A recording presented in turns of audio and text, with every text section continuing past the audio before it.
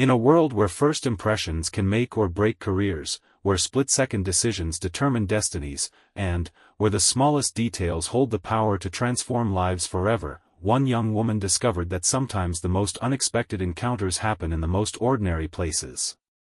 This is not just another military story.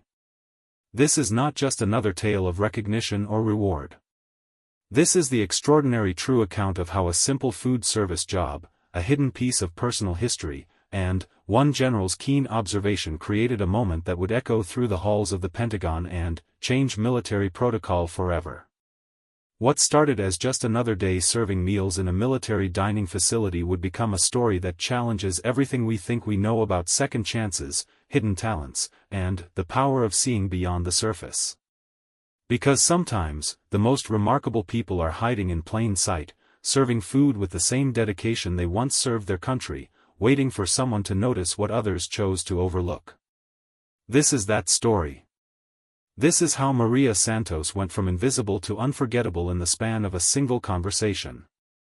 Maria Santos had perfected the art of being invisible. Every morning at 5:30, she would tie her dark hair back into a regulation bun, slip on her crisp white uniform, and begin her shift at Fort Henderson's main dining facility. Her movements were precise and efficient as she arranged the serving trays, checked food temperatures, and prepared for another day of feeding hundreds of soldiers, officers, and civilian personnel who passed through the cafeteria. To most people who walked through that line, Maria was just another face behind the sneeze guard, someone who scooped portions of mashed potatoes and sliced turkey with mechanical precision. They saw her name tag, maybe offered a polite thank you, and moved on with their lives. But what they didn't see was the woman who had once commanded respect in theaters of operation thousands of miles away, who had earned decorations for valor under fire, and who carried scars both visible and invisible from her service to her country. The transition from military service to civilian life had not been kind to Maria.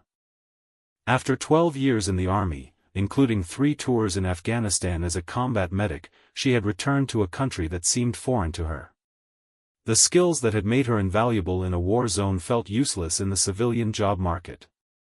Her resume, filled with military acronyms and specialized training, was often met with confused looks from hiring managers who had no frame of reference for what she had accomplished. Depression had settled over her like a heavy blanket in those first months after discharge. The nightmares came regularly, jolting her awake with memories of wounded soldiers she had treated, of friends she had lost, of split-second decisions that had meant the difference between life and death. The Department of Veterans Affairs had offered counseling and medication, but the bureaucracy was overwhelming, and the wait times were endless. Meanwhile, her savings dwindled, and the pressure to find work became desperate. The job at Fort Henderson had been a lifeline, even if it felt like a step backward. At least she was on a military installation again, surrounded by the familiar rhythms of military life. The early morning reveille, the precise scheduling, the sense of order and purpose, these things provided a comfort that the outside world had failed to offer.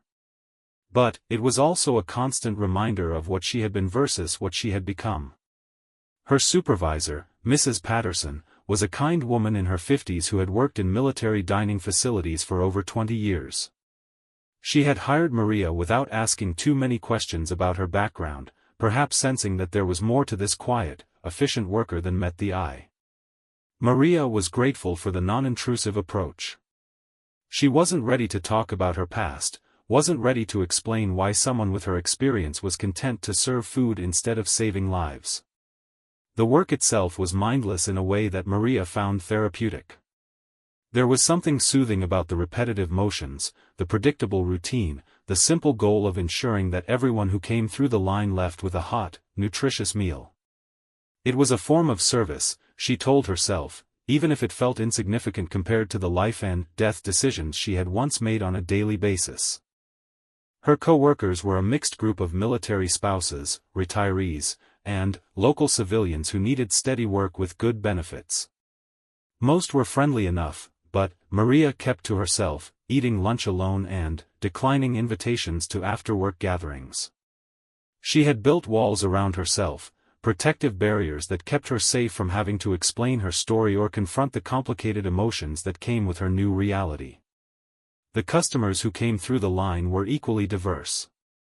Young enlisted soldiers reminded her of herself at 18, eager and nervous and trying to figure out how to navigate military life. Seasoned non-commissioned officers carried themselves with the confidence that comes from years of experience and responsibility. Officers moved with purpose, often checking their phones or discussing upcoming meetings as they selected their meals. Maria treated them all with the same professional courtesy, but she felt disconnected from them. They were active duty, living the life she had once known, while she was merely an observer on the sidelines. Sometimes she would overhear conversations about current operations, new policies, or personnel changes, and she would feel a pang of longing for the sense of mission and camaraderie that had once defined her existence. There were moments when she considered re-enlisting. The Army was always looking for experienced medical personnel, and her combat experience made her valuable. But the thought of going through the bureaucracy, of explaining her current situation, of potentially being deployed again, filled her with anxiety. She had given 12 years of her life to the military, and she wasn't sure she had anything left to give. Instead, she focused on the present, on getting through each day, on the small satisfactions that came with doing her job well. She took pride in keeping her serving area clean and organized, in being friendly but efficient with customers, in never running out of popular items during peak hours. These were modest accomplishments, but they were hers, and they helped her maintain some sense of purpose and dignity. The tattoo on her left forearm was usually hidden beneath her long-sleeved uniform shirt. It was a memorial piece, a beautifully detailed design that honored her fallen comrades from her last deployment. The centerpiece was a pair of combat boots with a rifle and helmet, the battlefield cross that serves as a temporary grave marker for fallen soldiers. Surrounding it were the names and dates of 6 soldiers from her unit who hadn't made it home. Below that, in elegant script, were the words, "Until Valhalla," a reference to the Norse Hall of the Slain, commonly used in military culture to honor those who died in battle. The tattoo had been expensive, taking several sessions to complete, but it had been important to Maria to carry these memories with her always. Each name represented not just a fallen soldier, but a friend, a person she had laughed with, shared meals with, and ultimately failed to save despite her best efforts as a medic. The guilt and grief were permanent residents in her heart, and the tattoo served as both a memorial and a reminder of her duty to live a life worthy of their sacrifice. Most days, she was successful in keeping this part of her past hidden. The dining facility was climate-controlled, and health regulations required long sleeves anyway. But, occasionally, during busy periods or when reaching for items on high shelves, her sleeve would ride up slightly, revealing just a hint of the detailed artwork underneath. If anyone noticed, they didn't comment, and Maria was grateful for their discretion. The routine of her days had become comforting in its predictability. She would arrive before dawn, help with the morning meal preparation, serve breakfast and lunch, clean her station, and head home to her small apartment where she would spend the evening reading or watching television until it was time to sleep. It wasn't the life she had imagined for herself, but it was stable, and stability was something she had learned to value after months of uncertainty and struggle. What Maria didn't realize was that her careful anonymity was about to be shattered by a chance encounter with someone who would see past the uniform and recognize the soldier she had once been. Someone whose trained eye would notice the small details that others missed, and who would refuse to let a fellow veteran remain invisible in plain sight. General Patricia Morrison was scheduled to visit Fort Henderson as part of a routine inspection tour of military installations in the region. As the commanding general of the Army's Medical Command, she was particularly interested in reviewing the health and welfare services provided to both active duty personnel and veterans in the area. Her visit would include stops at the base hospital, family services, and, yes, the dining facilities where so many service members and their families gathered for meals. The general was known for her attention to detail and her genuine concern for the welfare of soldiers at all levels. She had a reputation for speaking directly with enlisted personnel, for asking probing questions that went beyond surface-level briefings, and for remembering the names and stories of the people she met. It was this combination of professional competence and personal compassion that had earned her the respect of everyone who served under her command. As Maria went about her morning routine on what she thought would be just another ordinary day, she had no idea that her carefully constructed world of anonymity was about to collide with a force that would refuse to let her remain hidden. The general's keen eye and military experience would soon spot something that others had missed, setting in motion a chain of events that would change not just Maria's life, but the way the military thought about supporting its veterans. The stage was set for a moment of recognition that would remind everyone involved that sometimes the most extraordinary stories are hidden behind the most ordinary facades, waiting for someone with the wisdom and courage to look beyond the surface and see the hero underneath. General Patricia Morrison arrived at Fort Henderson on a crisp Tuesday morning in October, her staff car pulling up to the installation headquarters precisely at 0800 hours. The base commander, Colonel James Mitchell, was waiting with his senior staff to greet the visiting general and begin what would be a comprehensive tour of the facility's operations.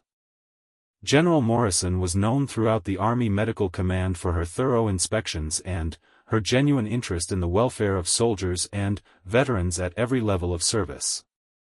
At 52 years old, General Morrison was an imposing figure who commanded respect through competence rather than intimidation. She had risen through the ranks over a 28-year career that included deployments to Iraq, Afghanistan, and various peacekeeping missions around the world. Her experience as a combat surgeon had given her a unique perspective on military medicine and the challenges faced by service members both during and after their military careers. More importantly, she had a reputation for being able to spot things that others missed, particularly when it came to identifying soldiers who were struggling or veterans who weren't receiving the support they deserved. The morning portion of her visit included briefings on base operations, a tour of the medical facilities, and meetings with various department heads. Throughout these activities, General Morrison asked pointed questions about veteran employment programs, mental health services, and transition assistance for soldiers leaving active duty. Her staff noted that she seemed particularly interested in understanding how well the installation was supporting veterans who were working in civilian capacities on the base. Colonel Mitchell had prepared extensively for the visit, ensuring that all facilities were in top condition and that his staff was ready to answer any questions the general might have. The dining facility was scheduled as one of the final stops on the tour, a routine inspection that was expected to be brief and uneventful. Mrs. Patterson, the facility manager, had spent days ensuring that every surface was spotless, all equipment was functioning perfectly, and her staff was prepared to demonstrate the high standards of food service provided to the base community. Maria had been made aware of the general's visit the previous week, along with the rest of the dining facility staff. Mrs. Patterson had held a brief meeting to remind everyone about proper appearance standards, professional conduct, and the importance of representing the facility well during the inspection. For Maria, it was just another reminder to keep her head down and do her job efficiently. She had no particular interest in meeting the general and hoped to blend into the background as she always did. The lunch rush had been particularly busy that day, with more customers than usual coming through the line. Maria had worked steadily through the morning, ensuring that her serving station was fully stocked and properly maintained. She took pride in the fact that she never ran out of popular items and that her area always looked pristine, even during the busiest periods. Her military training had instilled in her a commitment to excellence, even in tasks that others might consider mundane. When General Morrison and her entourage entered the dining facility at approximately 1230 hours, Maria was focused on serving a group of young soldiers who were discussing their upcoming training exercise. She glanced up briefly to acknowledge the arrival of the inspection party but, then, returned her attention to ensuring each soldier received properly portioned servings of the day's featured entrees. Her years of experience had taught her that the best way to handle inspections was to continue doing her job exactly as she always did, without trying to impress anyone or draw attention to herself. General Morrison moved through the facility with her characteristic thoroughness, observing food preparation procedures, checking temperature logs, and speaking with various staff members about their roles and responsibilities. She complimented Mrs. Patterson on the cleanliness and organization of the facility and noted the efficiency of the serving line operations. Her aide, Captain Rodriguez, took detailed notes as they moved through each area, documenting observations that would be included in the post-visit report. As the inspection party approached Maria Station, she was serving a senior officer who was asking about the ingredients in one of the prepared dishes due to food allergies. Maria answered his questions knowledgeably and professionally, demonstrating the kind of customer service that Mrs. Patterson had emphasized during staff training. She was completely absorbed in ensuring the officer received accurate information when she became aware that someone was standing directly in front of her station, waiting patiently for her attention. Looking up, Maria found herself face to face with General Morrison, who was studying her with the kind of intense attention that seasoned military officers reserve for details that have caught their interest. The general's expression was professional but curious, as if she were trying to solve a puzzle or recall something important. Behind her, Colonel Mitchell and Mrs. Patterson were engaged in conversation about meal planning and nutritional requirements, apparently unaware that the general had stopped at Maria's station. "Good afternoon," General Morrison said in a clear, authoritative voice that carried the unmistakable tone of command. "I'd like to try the beef stew, please." Maria nodded and reached for a clean serving spoon, grateful that this appeared to be a routine interaction. "Yes, ma'am," she replied, falling back on the military courtesy that was second nature to her. "Would you like a full portion or would you prefer to try a smaller serving first?" The general's eyes narrowed slightly at Maria's response, clearly noting the automatic military courtesy and precise speaking style that didn't quite match her civilian food service role. "A full portion will be fine," she said, continuing to study Maria carefully. "You handle yourself like someone with military experience." The observation caught Maria off guard, and she felt her carefully maintained composure falter slightly. Yes, ma'am. I served for 12 years before taking this position," she admitted, hoping that would satisfy the general's curiosity and allow her to return to the anonymity she preferred. But General Morrison was far from satisfied. As Maria reached across the serving counter to place the stew on the general's tray, her uniform sleeve rode up slightly, revealing just the edge of her memorial tattoo. It was only visible for a few seconds, but it was enough for the general's trained eye to catch sight of the intricate military-themed artwork that decorated Maria's forearm. The general's entire demeanor changed in that instant. Her casual inspection posture straightened, and her expression shifted from polite interest to focused attention. "That's an interesting tattoo," she said quietly, her voice taking on a tone that suggested this was no longer a routine conversation. "May I ask about its significance?" Maria's heart began to race as she realized that her carefully guarded privacy was about to be invaded.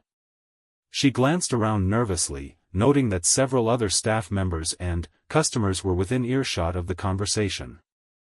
The last thing she wanted was to become the center of attention or to have to explain her military service and its aftermath to a room full of people. It's a memorial piece, ma'am," she said quietly, hoping to deflect further questioning. "Nothing too significant." But General Morrison was not the type of officer who accepted evasive answers, particularly when she sensed there was an important story being hidden. She moved closer to the serving counter and lowered her voice so that only Maria could hear her next words. "Soldier, I've been in the army long enough to recognize a memorial tattoo when I see one. Those names I glimpsed, they represent real people, don't they? People you served with?" The directness of the question, combined with being addressed as soldier for the first time in months, caused Maria's carefully constructed emotional barriers to crack slightly. She found herself nodding before she could think better of it, her eyes beginning to water as memories of her fallen comrades rushed back to the surface. General Morrison noticed the emotional response immediately and her expression softened with understanding. "What was your MOS?" she asked gently, using the military acronym for Military Occupational Specialty. 68W, ma'am, Maria replied automatically. Combat Medic. 3 deployments to Afghanistan between 2018 and 2023. The revelation caused the general to pause, her experienced mind immediately understanding the implications of Maria's service record. Combat Medic saw some of the worst aspects of war, dealing with traumatic injuries and impossible decisions under extreme pressure. The fact that one with 3 deployments was now working in a dining facility suggested a story that the general felt compelled to understand. "And, how long have you been working here?" General Morrison continued, her questions becoming more focused and purposeful. "About 8 months, ma'am," Maria answered, unconsciously standing straighter as the familiar rhythm of military question and answer took over. "Since March." Colonel Mitchell and Mrs. Patterson had noticed that the general had engaged in an extended conversation with one of the food service workers and had moved closer to listen. Mrs. Patterson looked concerned, worried that one of her employees might be receiving criticism or causing problems during the important inspection. Colonel Mitchell appeared puzzled by the general's intense interest in what should have been a routine interaction. General Morrison seemed to sense the growing attention their conversation was attracting. She looked around the dining facility, noting the curious glances from other customers and staff members, and made a decision that would surprise everyone present. "Mrs. Patterson," she called to the facility manager, her voice carrying the unmistakable tone of command. "I need to speak with this employee privately. Is there an office or conference room where we could have a brief conversation?" Mrs. Patterson looked startled by the request but quickly nodded. "Of course, General. We can use my office. It's just down the hall." "Excellent," General Morrison replied, then turned back to Maria with an expression that brooked no argument. "I'd like you to join me for a few minutes, if you don't mind. Someone else can cover your station." Maria felt a surge of panic at the prospect of a private conversation with a general officer, but she also recognized that this was not really a request. Years of military training had taught her that when a superior officer wanted to speak with you privately, you complied immediately and, without question. She nodded silently and began removing her serving gloves, her mind racing with possibilities about what this conversation might entail. As they walked toward Mrs. Patterson's office, followed by a confused Colonel Mitchell and an increasingly worried facility manager, Maria couldn't help but wonder if she was about to face some kind of disciplinary action. Perhaps the general had heard something about her background that suggested she was unsuitable for her current position. Maybe there were concerns about veterans working in civilian roles on military installations.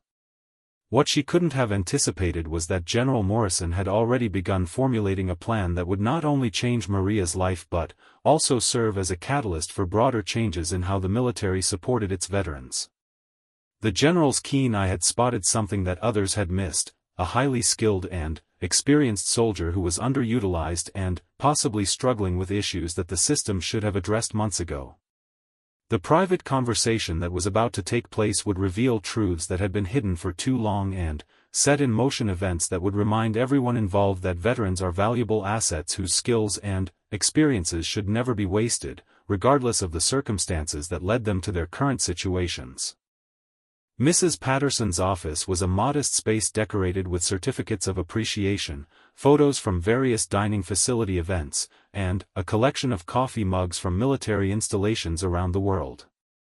As General Morrison closed the door behind them, Maria felt the walls of the small room closing in around her. She remained standing at attention, despite the general's gesture toward one of the chairs facing the desk, her military training taking over in the presence of such high-ranking authority. "Please, sit down," General Morrison said gently, settling into the chair behind Mrs. Patterson's desk. "This isn't a formal interview or disciplinary action. I just want to understand your story better." Maria reluctantly took a seat, her posture remaining rigid as she struggled to process what was happening.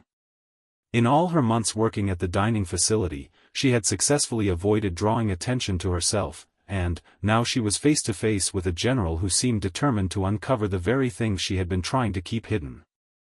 "Let's start with the basics," the general continued, her voice taking on the patient but persistent tone of an experienced officer conducting a thorough assessment. "You mentioned you were a 68W with 3 deployments to Afghanistan. Can you tell me about your service record? Any special training, awards, or significant experiences I should know about?" Maria hesitated, uncertain about how much she should reveal to someone she had just met. But something in General Morrison's manner suggested genuine interest rather than idle curiosity, and years of military conditioning made it difficult to avoid answering direct questions from a superior officer. "I enlisted straight out of high school in 2011, she began cautiously. "Completed combat medic training at Fort Sam Houston, then, advanced trauma care courses. My first deployment was with the 82nd Airborne in 2018, second with the 10th Mountain Division in 2020, and my final deployment was with a Special Operations Unit in 2022 to 2023. General Morrison's eyebrows raised at the mention of Special Operations. Combat medics who worked with Special Ops units were among the most highly trained and experienced medical personnel in the military, often dealing with complex trauma cases under the most dangerous conditions imaginable. Special Operations, the general repeated thoughtfully. That's significant training and responsibility. What kind of cases did you handle? Everything, Maria replied, her voice becoming steadier as she fell into the familiar rhythm of giving a professional briefing. Gunshot wounds, blast injuries, massive hemorrhaging, emergency surgeries in field conditions. I was certified for advanced procedures that most medics never get to learn. Chest tubes, emergency tracheotomies, blood transfusions, pain management for complex injuries. The general leaned forward, clearly intrigued by the scope of Maria's experience. And awards? Recognition for your service? Maria shifted uncomfortably in her chair. This was territory she preferred not to discuss, as it inevitably led to questions about why someone with such an impressive service record was working in a dining facility. Bronze Star with V device, Army Commendation Medal with 3 oak leaf clusters, Combat Medical Badge, Expert Field Medical Badge, Purple Heart. The Purple Heart caught General Morrison's attention immediately. You were wounded in action? Yes, ma'am. IED blast during my second deployment. Shrapnel to the leg and back. I was treated and returned to duty after 6 weeks of recovery time. And you continued serving for 3 more years after being wounded? Yes, ma'am. The injuries weren't career-ending, and my unit needed experienced medics. I felt it was my duty to continue serving. General Morrison sat back in her chair, processing the information she had just received. Here was a decorated combat veteran with extensive medical training and proven courage under fire, someone who had continued serving even after being wounded, and yet she was working in a food service position that utilized none of her valuable skills and experience. Maria, the general said, using her first name for the first time and softening her tone considerably, help me understand how someone with your background ended up here. Not that there's anything wrong with this work, but it seems like a significant underutilization of your training and abilities. The question hit Maria like a physical blow, forcing her to confront the painful realities that had led to her current situation. She felt tears beginning to form in her eyes as memories of her struggle with civilian life came flooding back. It's complicated, ma'am, she said quietly, her voice barely above a whisper. The transition out of the military was difficult. Finding work that matched my skills was harder than I expected. The job market for military medics in civilian healthcare is competitive, and my PTSD made interviews challenging. PTSD, General Morrison repeated, her expression becoming even more concerned. Are you receiving treatment through the VA? I tried, Maria replied, her frustration evident in her voice. The wait times were months long, and when I finally got an appointment, they wanted to start me on medications that made it hard to function. I had bills to pay and needed to work, so I stopped going to the appointments and focused on finding employment. The general's jaw tightened as she listened to Maria's account. This was exactly the kind of systemic failure that she had been working to address throughout her career in Army Medical Command. Highly skilled veterans were falling through the cracks of bureaucratic systems that were supposed to support them, ending up underemployed and struggling with issues that proper treatment could address. "Tell me about the memorial tattoo," General Morrison said gently. "The names you carry with you." Maria's composure finally broke completely. Tears began streaming down her face as she thought about her fallen comrades, the soldiers she had been unable to save despite her best efforts. Her voice cracked as she began to speak. 6 soldiers from my last deployment," she managed to say between sobs. "All of them died despite everything I did to save them. Sergeant Martinez was hit by sniper fire while we were evacuating civilians. I worked on him for 40 minutes, but the damage was too extensive. Private Johnson stepped on an IED while we were clearing a compound. I managed to stop the bleeding, but he died from his injuries during the helicopter flight to the field hospital." She paused, wiping her eyes with the back of her hand, struggling to continue with the painful recounting of memories she had tried so hard to suppress. "Corporal Williams died in my arms after taking shrapnel from a mortar attack. I had run out of morphine, and all I could do was hold his hand while he asked me to tell his family he loved them. Specialist Garcia, Sergeant Thompson, and Private Lee all died in the same attack that gave me my Purple Heart. I was unconscious from my own injuries when they were killed, and I've always felt like I abandoned them when they needed me most." General Morrison listened in silence, her own eyes beginning to water as she heard the raw pain in Maria's voice. She had known hundreds of combat veterans throughout her career, and she recognized the symptoms of survivor's guilt and moral injury that often accompanied PTSD in military medical personnel. "Maria," she said softly, "you know that none of those deaths were your fault, don't you? You did everything possible to save them under impossible conditions." "Intellectually, yes," Maria replied, her voice steadying slightly. "But, emotionally, it's hard to accept that.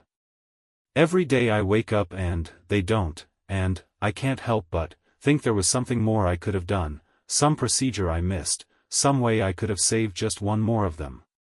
The general stood up and walked around the desk to sit in the chair next to Maria, her formal command presence giving way to genuine human compassion.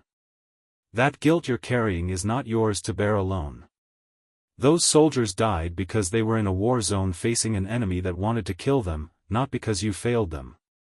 From what you've told me about your service record, you saved far more lives than you lost." "That's what the chaplain told me," Maria said with a bitter laugh. "But, knowing it and feeling it are two different things. Every time I try to use my medical skills now, I remember the ones I couldn't save. That's part of why I took this job. It's simple work that doesn't require me to make life or death decisions anymore." General Morrison was quiet for several moments, processing everything she had learned about Maria's situation. Here was a classic case of a valuable veteran who had been let down by the very systems designed to support her transition to civilian life. The military had invested hundreds of thousands of dollars in Maria's training and had benefited from her skills and courage for 12 years, but when she needed help adapting those skills to civilian life, the support systems had failed her. "Maria, I want to ask you something important," the general said, leaning forward with an intensity that commanded attention. "If I could arrange for proper mental health treatment and help you find a position that utilized your medical training, would you be interested in getting back into healthcare?" The question caught Maria completely off guard. After months of feeling forgotten and invisible, the possibility that someone in a position of authority might actually help her seemed too good to be true. I don't know," she stammered. "I mean, yes, I miss using my skills, but I'm not sure I'm ready for that kind of responsibility again. What if I freeze up? What if I make a mistake because of my PTSD? Those are valid concerns," General Morrison acknowledged. But, there are also concerns that can be addressed with proper treatment and gradual reintegration into medical practice. The Army Medical Command has programs specifically designed to help veterans like you transition their skills into civilian healthcare careers. She paused, then continued with growing conviction. Maria, you represent exactly the kind of veteran we cannot afford to lose to underemployment and inadequate support systems. Your experience, training, and dedication are valuable assets that should be serving patients, not being wasted because bureaucratic systems fail to provide proper transition assistance.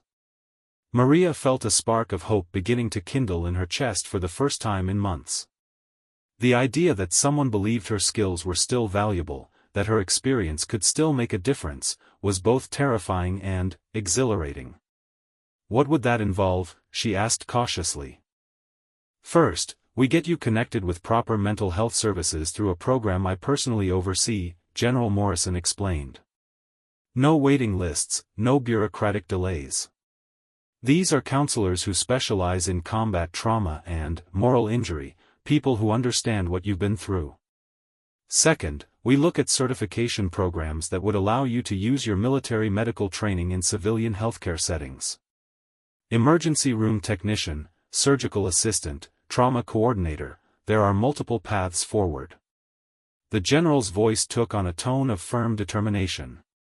Most importantly, we make sure you never feel invisible or forgotten again. The military made a commitment to you when you raised your right hand and took the oath, and that commitment doesn't end when you take off the uniform. Maria sat in stunned silence, hardly able to believe what she was hearing. After months of feeling like a failure, like someone whose best days were behind her, here was a general officer offering not just help, but a path back to the meaningful work that had once defined her life. Why? She finally asked. Why would you go to all this trouble for someone you just met?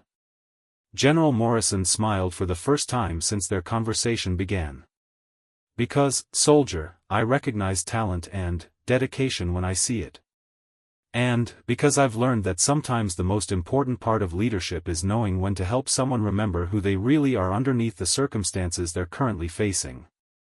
The conversation that had begun with a chance observation about a tattoo had become something far more significant, the beginning of a transformation that would not only change Maria's life but also serve as a catalyst for broader improvements in how the military supported its veterans during their transition to civilian life. The weeks following Maria's conversation with General Morrison moved with a swiftness that left her feeling both hopeful and overwhelmed.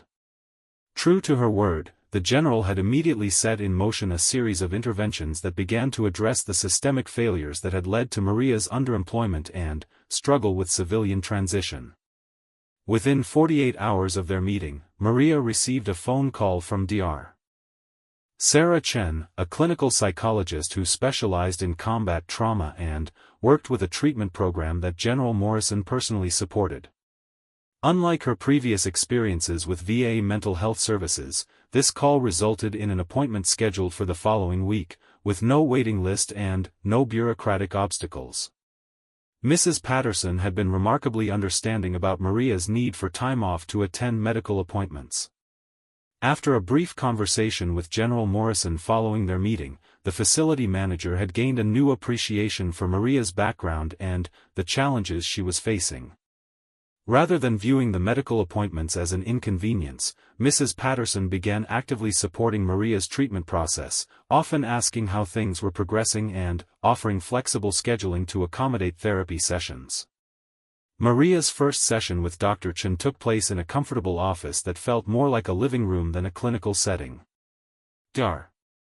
Chen was a veteran herself, having served as a Navy psychologist before transitioning to civilian practice, and she immediately understood the military context of Maria's experiences in a way that previous counselors had not.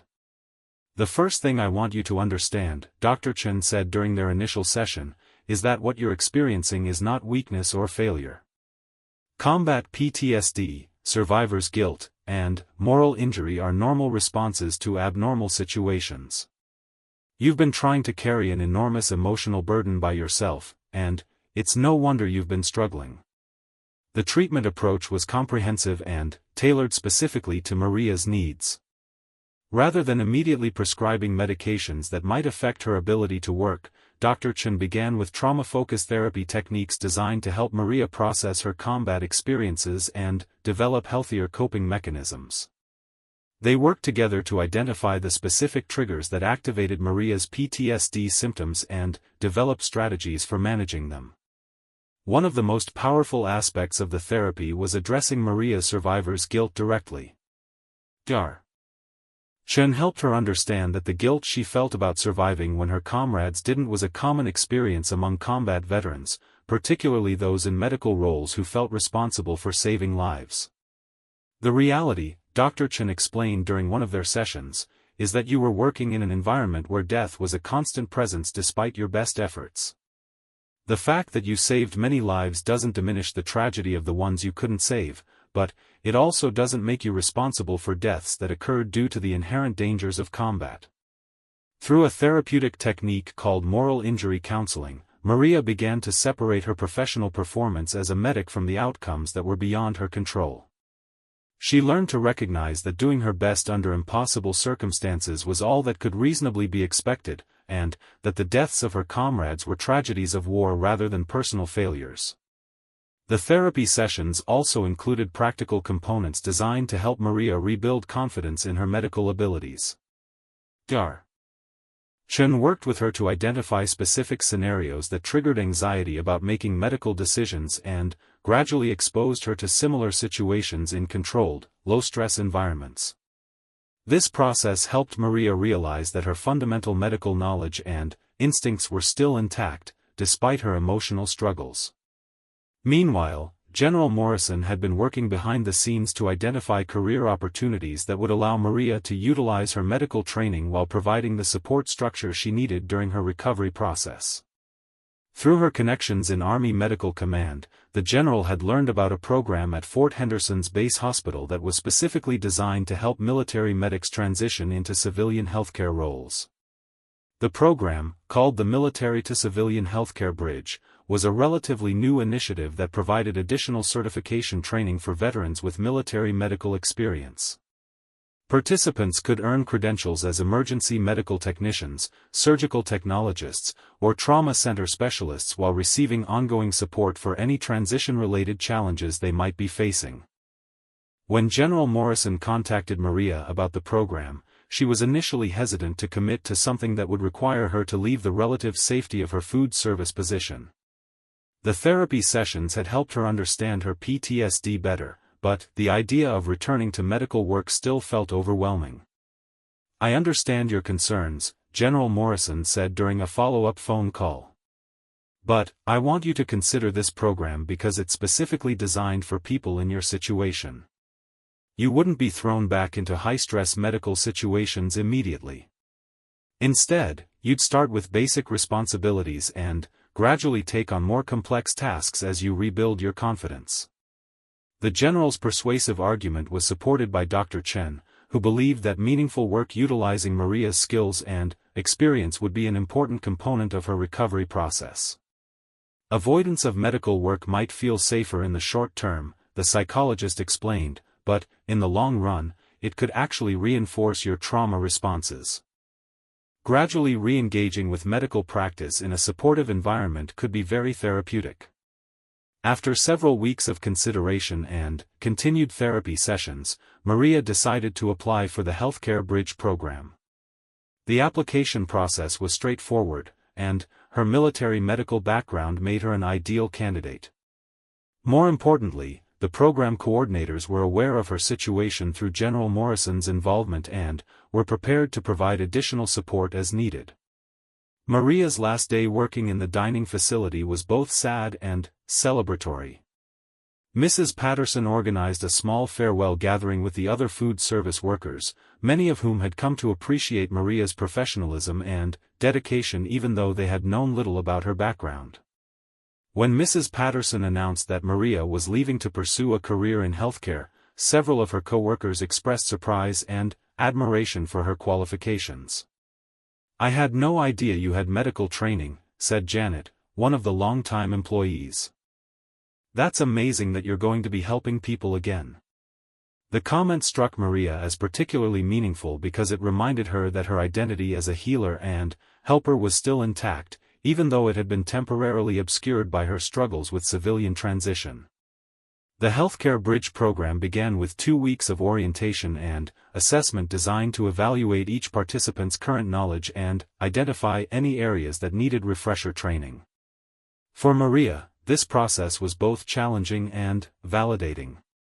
While she discovered that some of her knowledge of civilian medical procedures was outdated, her fundamental understanding of trauma care and emergency medicine was not only current but more advanced than many of the program instructors had expected.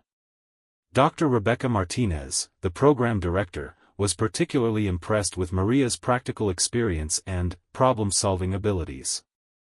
"Your military background shows in everything you do," she told Maria after observing her during a simulated emergency exercise. "You have an intuitive understanding of triage and priority setting that many people with years of civilian experience never develop." The program's approach was gradual and supportive, exactly as General Morrison had promised. Maria began by working as an observer in the base hospital's emergency department, watching procedures and familiarizing herself with civilian medical protocols. This allowed her to ease back into the medical environment without the pressure of immediate responsibility for patient care. As her confidence grew, she was given increasingly complex tasks. First, she assisted with basic patient intake procedures and vital sign monitoring. Then, she moved on to helping with minor wound care and medication administration under direct supervision. Each step was carefully monitored not only by medical supervisors but also by program counselors who were trained to recognize signs of stress or trauma response.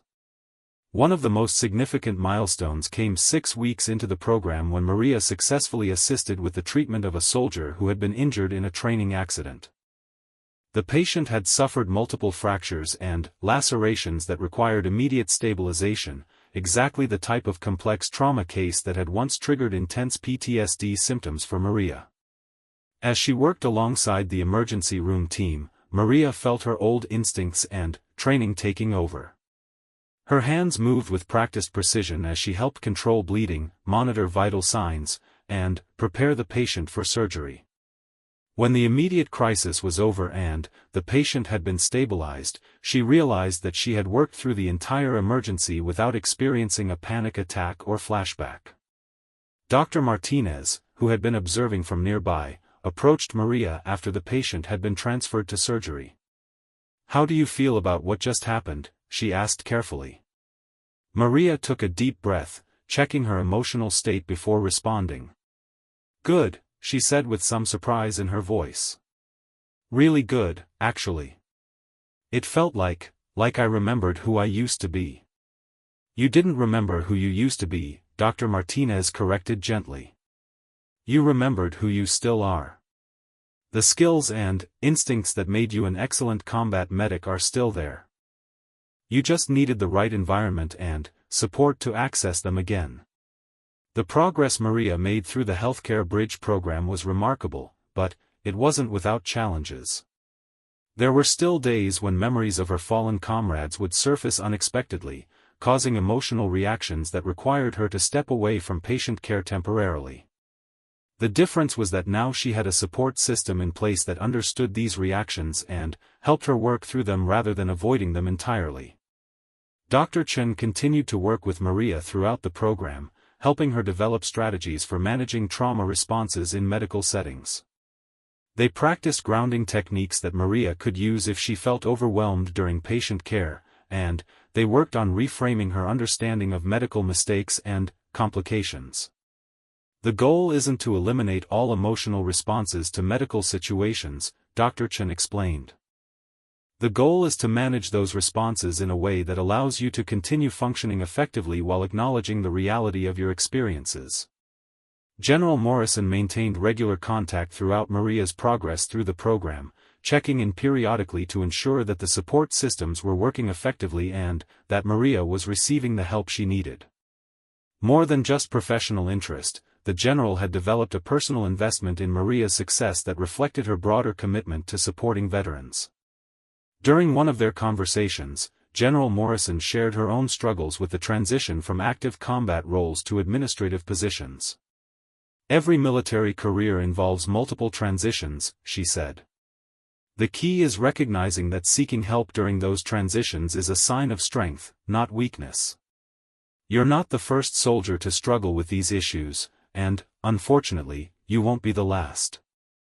But, your willingness to accept help and work toward recovery is making a difference not just for yourself but for other veterans who will benefit from the lessons we're learning through your experience." As Maria neared completion of the Healthcare Bridge program, she began to consider her long-term career goals with a sense of optimism that had been absent from her life for months. The program had not only helped her regain confidence in her medical abilities but had also connected her with a network of healthcare professionals who valued her military experience and understood the unique perspectives she brought to patient care. The transformation was remarkable not just in terms of Maria's professional capabilities but in her overall sense of purpose and self-worth. The invisible food service worker who had been discovered by General Morrison's keen observation had rediscovered her identity as a skilled healthcare professional with valuable contributions to make to her community. But, perhaps most importantly, Maria had learned that her struggles with civilian transition didn't reflect personal failure but, rather systemic gaps in veteran support services that could be addressed with the right interventions and commitment from military leadership. Her story was becoming more than just a personal victory. It was becoming a model for how the military could better support its veterans during their most vulnerable transition periods. 6 months after her chance encounter with General Morrison, Maria Santos stood in the emergency department of Fort Henderson's base hospital wearing scrubs instead of a food service uniform, her newly earned certification as an emergency medical technician prominently displayed on her name badge. The transformation was visible not just in her professional attire but in her entire demeanor. The confidence had returned to her movements, the pride had returned to her posture, and, most importantly, the sense of purpose had returned to her daily work. Her integration into the hospital staff had been remarkably successful, aided by both her exceptional skills and the support system that continued to surround her recovery process. The medical staff had quickly learned to appreciate Maria's unique combination of advanced trauma experience and practical problem-solving abilities, skills that proved invaluable in the high-pressure environment of military emergency medicine. Dr. James Williams, the emergency department chief, had initially been skeptical about hiring a veteran who was still receiving treatment for PTSD. His concerns about potential performance issues in high-stress situations had been completely dispelled within the first month of Maria's employment. Not only did she perform her duties with exceptional competence, but her calm presence during medical emergencies had a positive effect on the entire department. "Maria has an intuitive understanding of emergency medicine that you can't teach in school," Dr. Williams told his colleagues during a staff meeting. "When things get chaotic, she becomes more focused and effective. That's not something you see very often, even among experienced emergency personnel." The observation was particularly meaningful because it reflected how Maria had learned to channel her combat experience into positive outcomes rather than allowing it to be a source of limitation. Through continued therapy sessions with Dr. Chen and practical experience in the emergency department, she had developed the ability to use her heightened awareness and quick decision-making skills as professional assets. One of the most significant tests of Maria's recovery came during a mass casualty event when a training exercise at Fort Henderson resulted in multiple serious injuries. A communications failure had led to a convoy collision that injured 8 soldiers, several critically. The base hospital's emergency department suddenly found itself dealing with the kind of multiple trauma cases that could overwhelm even experienced medical teams. As the injured soldiers began arriving by ambulance, Maria felt the familiar rush of adrenaline and heightened focus that had once characterized her combat medical work. But, instead of triggering panic or flashbacks, the emergency situation activated her professional training and experience in a way that surprised even Dr. Chen, who happened to be at the hospital for a consultation when the casualties arrived. Maria moved through the chaos with practiced efficiency, helping to triage patients, assisting with advanced trauma procedures, and coordinating between multiple medical teams. Her military experience proved invaluable in organizing the emergency response, as she naturally understood the importance of clear communication, rapid decision-making, and maintaining calm under pressure. During the height of the emergency, when Dr. Williams was struggling to coordinate treatment for multiple critical patients simultaneously, Maria stepped forward with a suggestion that demonstrated both her medical knowledge and her understanding of military operations. "Doctor, if you set up a field triage system like we used in Afghanistan, we can process these patients more efficiently," she said confidently. "I can help organize the flow and make sure the most critical cases get priority without creating bottlenecks in the treatment process." Dr. Williams, who had never served in the military, immediately recognized the value of Maria's suggestion and asked her to take the lead in organizing the emergency response. Under her guidance, the department processed all 8 casualties efficiently, with all patients stabilized and transferred to appropriate care levels within 2 hours of the first ambulance arrival. The success of the mass casualty response earned Maria recognition throughout the hospital and demonstrated conclusively that her military experience was an asset rather than a liability in civilian healthcare settings. More importantly, it proved to Maria herself that she could handle high-stress medical situations without being overwhelmed by traumatic memories. "Today reminded me why I became a medic in the first place," Maria told Dr. Chen during their session the following week. "It wasn't just about the technical skills or the adrenaline rush. It was about being able to help people during their worst moments, about making a difference when it really matters." General Morrison had continued to monitor Maria's progress throughout her transition into healthcare work, and she was particularly interested in the lessons that could be learned from Maria's successful recovery. The general had become increasingly convinced that Maria's story represented a model for addressing broader issues in veteran transition support. Working with Dr. Chen and the Healthcare Bridge program staff, General Morrison began developing a comprehensive report on Maria's case that could be used to improve transition services for other veterans facing similar challenges. The report detailed not just the interventions that had been successful but also the systemic failures that had initially led to Maria's underemployment and struggle with civilian adaptation. "What we learned from Maria's situation," General Morrison explained to her staff during a briefing on veteran transition issues, "is that the current system often fails to identify veterans who are struggling until they reach crisis points. We need proactive identification and intervention strategies that recognize when skilled veterans are not being utilized appropriately." The success of Maria's case provided powerful evidence for these recommendations when General Morrison presented them to senior military leadership. Rather than abstract policy proposals, she could point to concrete results achieved through targeted interventions and comprehensive support systems. Maria's story began to attract attention beyond Fort Henderson when General Morrison included her case study in presentations at military medical conferences and veteran support symposiums. The compelling narrative of a decorated combat medic who had been rescued from underemployment through proper intervention resonated with military leaders who were grappling with similar issues at installations across the country. At one such conference, Maria was invited to speak about her experience as part of a panel on veteran transition challenges. Standing before an audience of military officers, healthcare professionals, and veteran service organization representatives, she shared her story with a combination of vulnerability and strength that left a lasting impression on everyone present. "6 months ago, I believed that my military service had ended in failure," she told the audience. "I thought that my struggles with civilian transition meant that I was damaged goods, that my best days were behind me. What I learned through this process is that veterans don't fail civilian transition, systems fail veterans. When proper support is provided, veterans can not only succeed but excel in ways that benefit entire communities."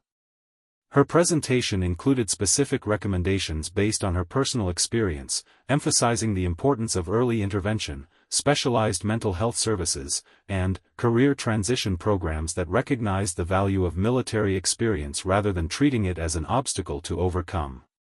The response to Maria's presentation was overwhelmingly positive, with several military installations requesting information about implementing similar support programs. More importantly, her story helped shift the conversation about veteran transition from one focused on veteran deficiencies to one focused on system improvements.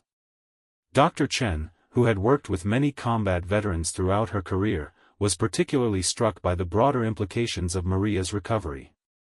What we've seen with Maria is that the skills and resilience that make someone an excellent soldier don't disappear when they leave the military, she explained. But those qualities can be suppressed by trauma and inadequate support systems. When we address the trauma properly and provide appropriate support, those strengths can be accessed again.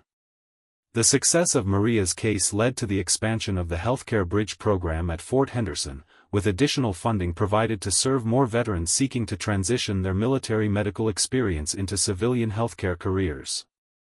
Maria was asked to serve as a peer mentor in the program, helping newly enrolled veterans navigate the challenges she had once faced herself. In this mentoring role, Maria found a new dimension to her sense of purpose. Working with veterans who were struggling with similar issues allowed her to use her experience not just as a source of personal healing but as a tool for helping others overcome their own transition challenges.